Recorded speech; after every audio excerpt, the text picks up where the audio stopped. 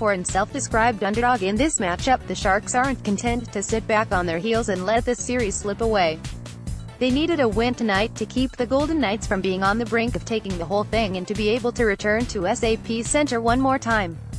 Though Vegas powered through and created a few good chances early on, Marcus Sorensen drew first blood. After Eric Fehr ran a pick play that Vegas thought should have been a penalty, play continued and Sorensen followed through, weaving between Knights in front of Marc-Andre Fleury and exercising every bit of patience he had before tossing the puck between the pipes. Sorensen has been relatively invisible during the regular season, but something about his play is well suited to playoffs. Pete DeBoer likes to create forward pairs, and the combo of Sorensen and Fehr anchors the fourth line, while making them a surprising offensive threat.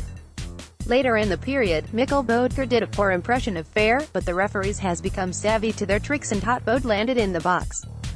The Sharks' penalty kill flexed for the first time, and in what would soon feel very repetitive, they killed it off.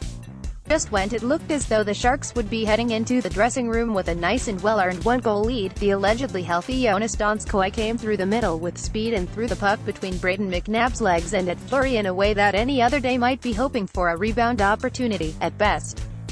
But he went high glove side and Fleury didn't extend far enough to keep the puck out of his net.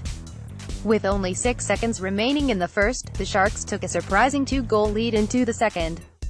The Sharks drew their first penalty of the night early into the middle frame with a hooking call on Vegas defender John Merrill, but were unable to capitalize on the man advantage.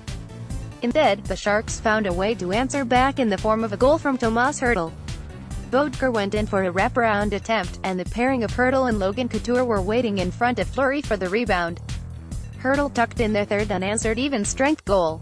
Up by 3, the game slowly descended into something that was all too familiar. The Sharks took 2 penalties late in the period, Brent Burns for roughing and Couture for tripping, and let's just say things got chippy. Vegas was understandably frustrated, but decided a better revenge than scoring goals would be to attempt to injure Sharks players instead.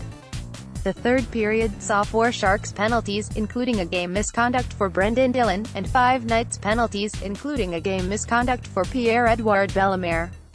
Needless to say, the Sharks' penalty kill was perfect, and halfway through the period, they were finally able to notch a power play tally thanks to the services of Joe Pavelski. Despite Vegas' efforts, in particular, the efforts of William Carrier, the Sharks wouldn't be bullied into losing. Numbers: the Sharks both limited the Knights' chances in front of the net and in the slot, where they'd been finding success, and found their own chances on Fleury's doorstep. Every game looks exactly like this. One heck of a second period, though, eh? Notes: this is the first time ever that the Sharks defeated the Knights in regulation.